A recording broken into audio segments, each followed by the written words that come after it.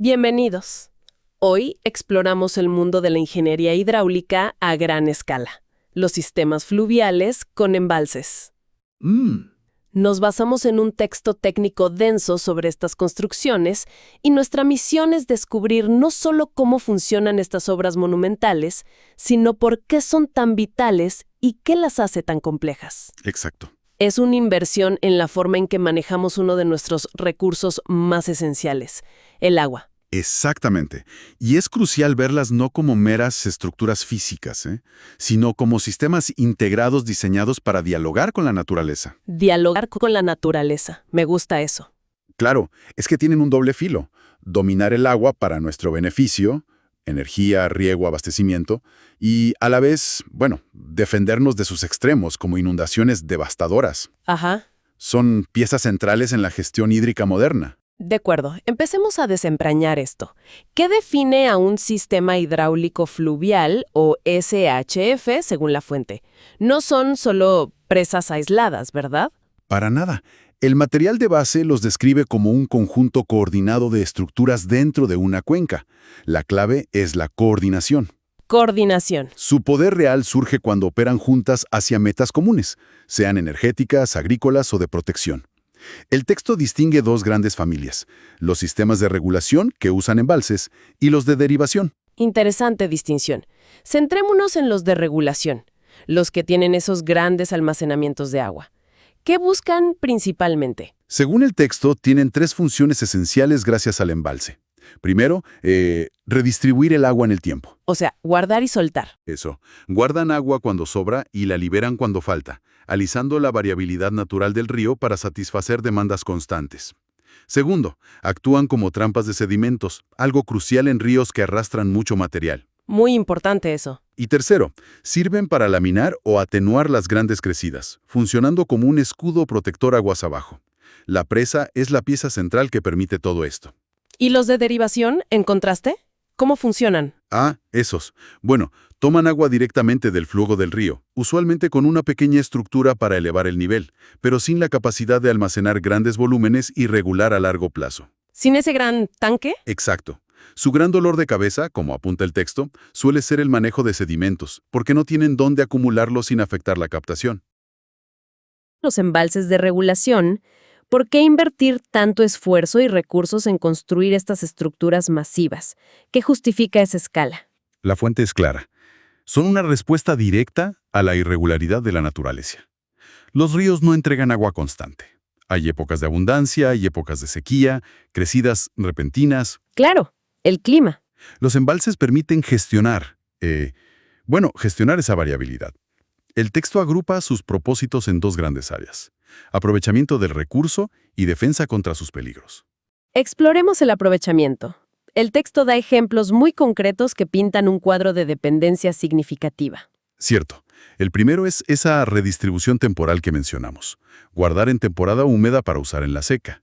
Esto es vital para la agricultura, el abastecimiento de ciudades, la industria. Y la energía, imagino. Y fundamentalmente para la generación hidroeléctrica, que necesita caudales lo más estables posibles. El texto menciona específicamente el desarrollo agrícola con el proyecto Dauphin en Ecuador, que usa agua del embalse Daule Peripa.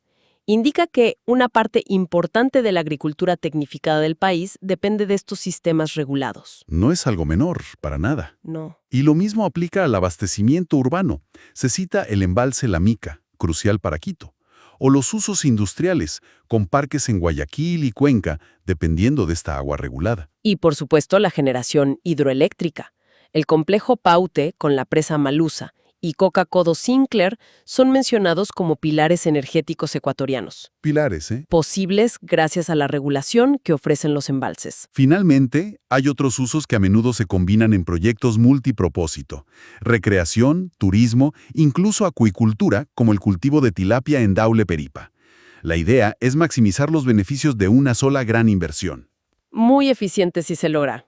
Eso cubre el aprovechamiento. ¿Y la defensa? ¿Cómo nos defienden? Aquí el foco principal es el control de avenidas, las inundaciones. Los embalses actúan como amortiguadores. Como un colchón.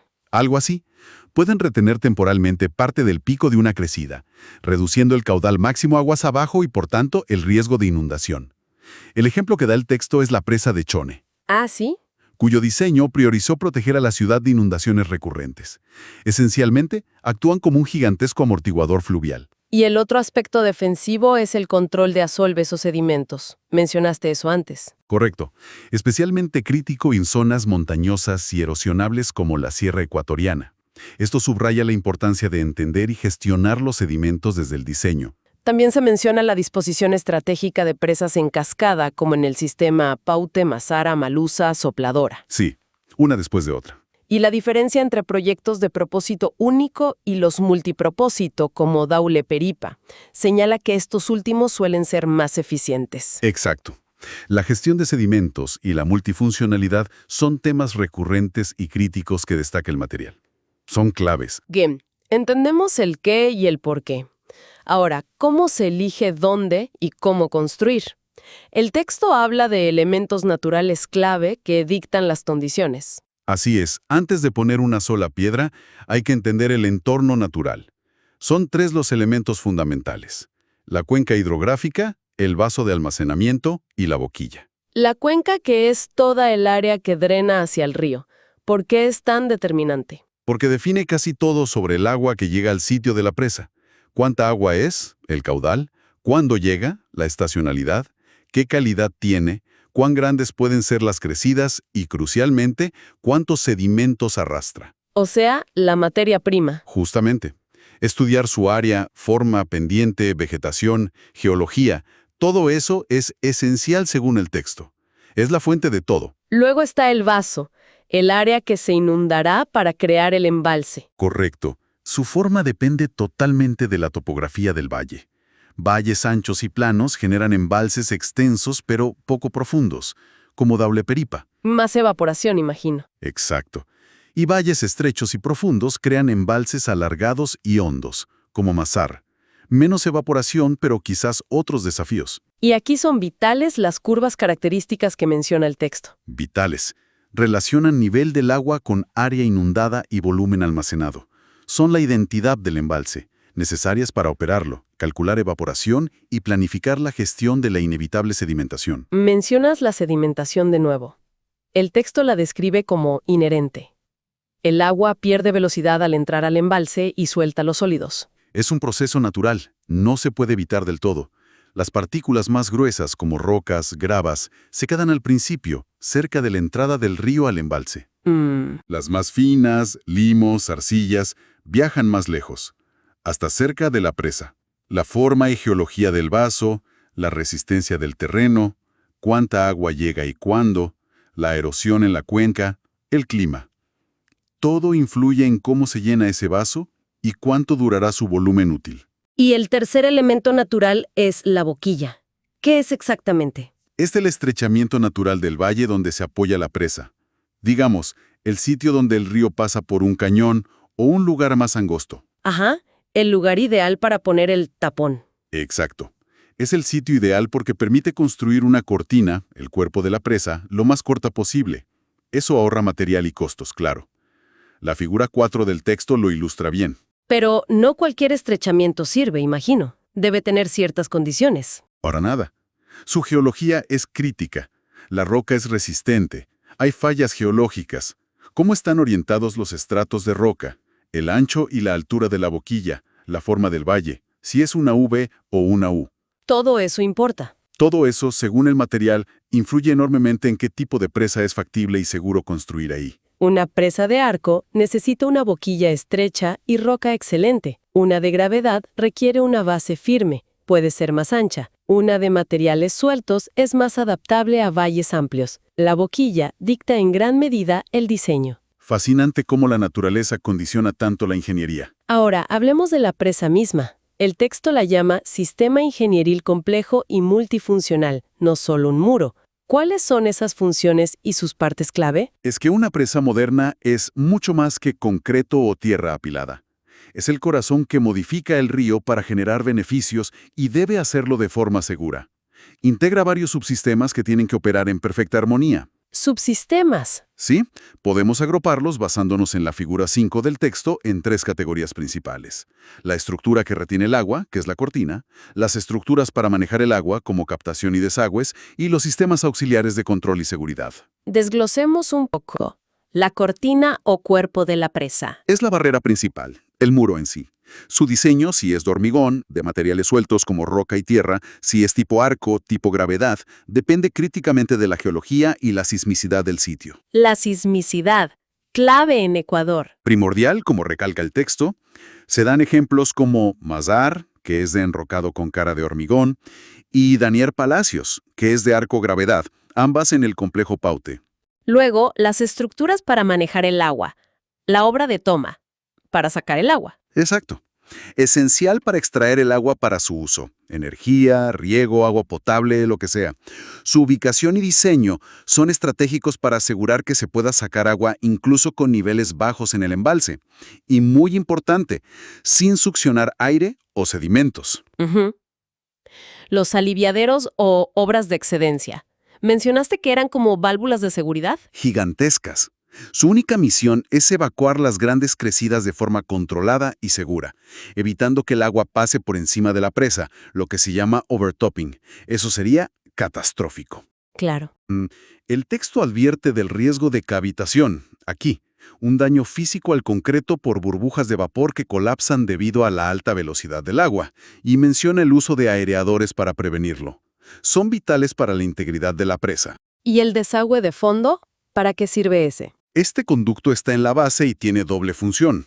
Primero, permitir vaciar el embalse si es necesario, para inspecciones o emergencias. Y segundo, muy importante, ayudar a expulsar los sedimentos acumulados cerca de la presa. Como una limpieza. Algo así. Se llaman purgas o flushing. Se abre para intentar arrastrar esos sedimentos y mantener la capacidad útil del embalse a largo plazo. Y finalmente, los sistemas auxiliares. Mencionaste galerías, inyecciones, drenes. Suena a mantenimiento y monitoreo, ¿no? Exactamente. Las galerías son túneles internos. Sirven para inspeccionar la presa por dentro y para alojar instrumentos, lo que se llama auscultación, que miden presiones de agua, deformaciones, temperaturas. Para ver cómo se comporta la estructura. Correcto. Las inyecciones de consolidación y de contacto son básicamente lechada de cemento a presión que se mete en la roca de cimentación para mejorarla, rellenar fisuras y para asegurar una buena unión entre la presa y el terreno. Reducen filtraciones y aumentan la estabilidad. ¿Y los drenes? Recogen el agua que inevitablemente se filtra a través del concreto o del terreno, aliviando presiones internas que podrían desestabilizar la estructura. Son como el sistema de desagüe interno de la presa. Vitales para la salud a largo plazo. Y no olvidemos la obra de desvío temporal. Cierto, crucial durante la construcción. Son túneles o canales para desviar el río y poder trabajar en seco en el sitio de la presa. Sin eso, no se podría construir. Es evidente la complejidad. Y supongo que todo esto requiere una cantidad ingente de estudios previos. ¿El texto detalla una lista considerable? Absolutamente. Son la base científica para cada decisión. No se puede improvisar con algo así. Aunque el texto enumera varios, podemos agrupar los más críticos. A ver. Primero, el estudio hidrológico. ¿Cuánta agua trae el río? ¿Cuándo? ¿Qué tan grandes son las crecidas máximas? Y las mínimas en sequía. ¿Cuántos sedimentos arrastra? Esto define el tamaño del embalse, el diseño del aliviadero, las reglas de operación y la vida útil esperada frente a la colmatación. La hidrología es la base del recurso. Segundo, imagino que la geología es clave. Fundamental. El estudio geológico y geotécnico analiza la roca y el suelo. ¿Soportarán el peso de la presa? ¿Es el vaso estanco o hay riesgo de fugas por fallas, por ejemplo? ¿Son estables las laderas que se van a inundar? Esto define si el sitio es viable, qué tipo de presa construir y cómo diseñar la cimentación. Un error aquí puede ser fatal. Y en un país como Ecuador, con tanta actividad sísmica. Sin duda. El estudio de sismicidad y otras amenazas, como volcanes cercanos y sus lajares, flujos de lodo, es crucial. Hay que diseñar la presa para resistir el máximo terremoto esperado en la zona. El texto incluso menciona la necesidad de revisiones externas y cita problemas actuales como la erosión regresiva del río Coca afectando a Coca-Codo Sinclair. Exacto, mostrando que las amenazas pueden evolucionar y hay que estar atentos. ¿Qué otros estudios son indispensables? Bueno, el estudio topográfico detallado, el mapa preciso del terreno para calcular volúmenes, áreas de inundación, etc. El estudio de materiales, para saber si hay roca, grava, arena, arcilla adecuada cerca para construir. Eso impacta enormemente el costo. La logística. Justo, el estudio de acceso, porque estos sitios suelen ser remotos. Llevar maquinaria pesada es un desafío logístico y económico tremendo. A veces hay que construir carreteras solo para el proyecto. Y no podemos olvidar el impacto ambiental y social. Por supuesto, la evaluación de impacto ambiental y socioeconómico es fundamental hoy en día. Analiza los efectos en el ecosistema, cambios en el río, pérdida de hábitat y en las comunidades humanas, desplazamientos, pérdida de tierras. Define medidas de mitigación, reasentamiento, compensación. Es un enfoque integral. Aquí llegamos a un punto que la fuente subraya con mucha fuerza. La seguridad. Afirma que las presas simplemente no pueden fallar. ¿Por qué esa rotundidad, especialmente al hablar de proyectos estratégicos como Coca-Codo Sinclair o Daule Peripa? Porque las consecuencias serían inimaginables.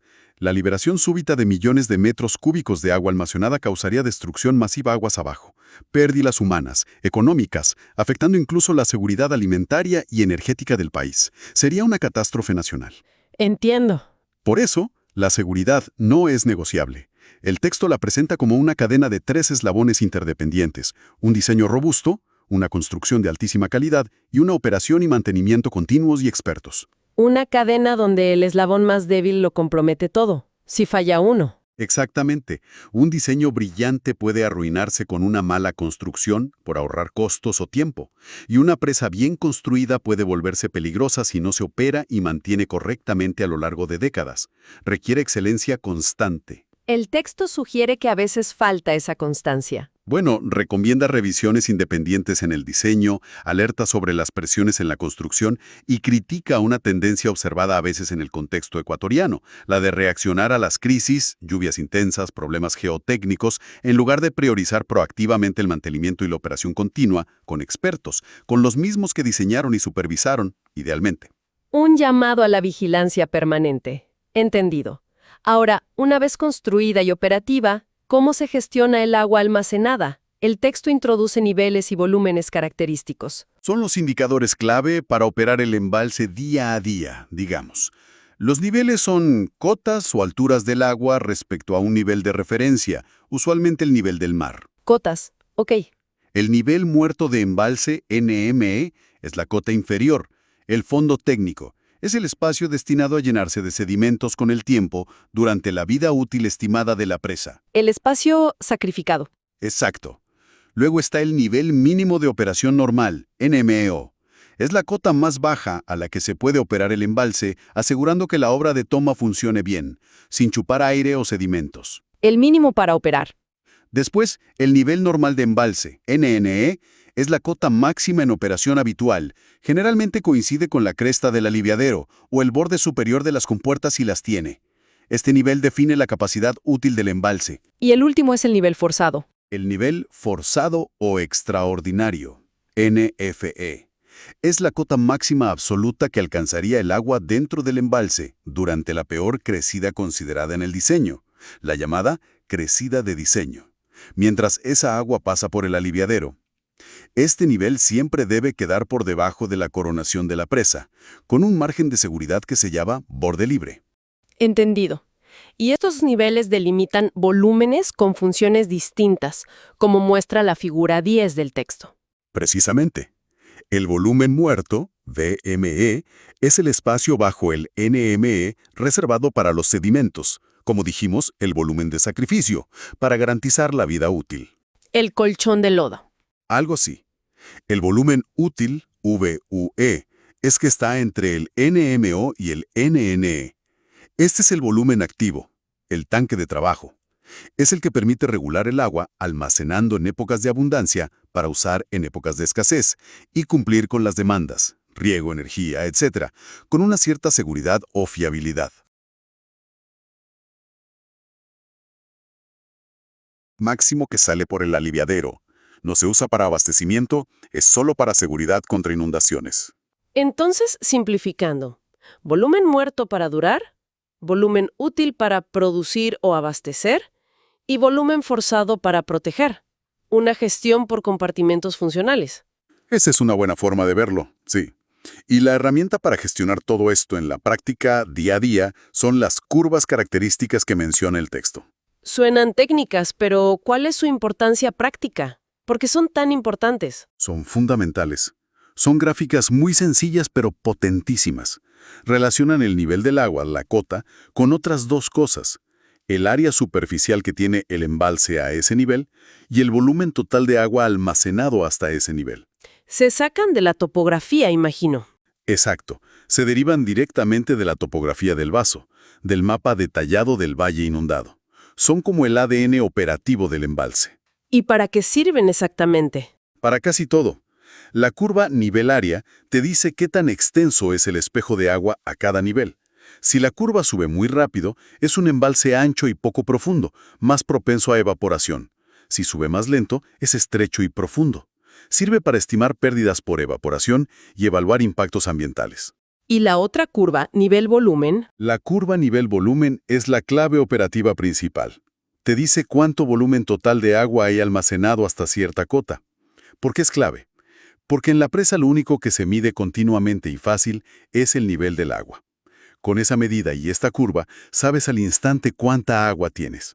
Ah, claro, es práctico. Muy práctico. Se usa para aplicar las reglas de operación, cuánto soltar según el nivel y la época del año, para simular cómo responde el embalse a una lluvia o una crecida, cuánto sube el nivel, cuánto se lamina, para monitorear la pérdida de capacidad por sedimentación a lo largo del tiempo y para verificar la seguridad de la presa en escenarios extremos. Entendido. Son herramientas esenciales del día a día. Absolutamente. El objetivo final no es solo tener el máximo volumen posible, sino encontrar un equilibrio óptimo entre el beneficio hídrico, el costo económico de la obra y el impacto ambiental que genera. Entonces, ¿qué nos llevamos de toda esta exploración? Hemos viajado desde la cuenca que alimenta el río hasta los intrincados detalles de ingeniería dentro de una presa, pasando por la justificación de su existencia y la complejidad de su planificación. Es un mundo fascinante. Sin duda. Nos llevamos la imagen de obras que son un testimonio de la capacidad humana para interactuar con la naturaleza a gran escala, buscando equilibrar necesidades sociales, fuerzas naturales a veces tremendas y, sobre todo, como hemos insistido, el imperativo absoluto de la seguridad. La seguridad como eje.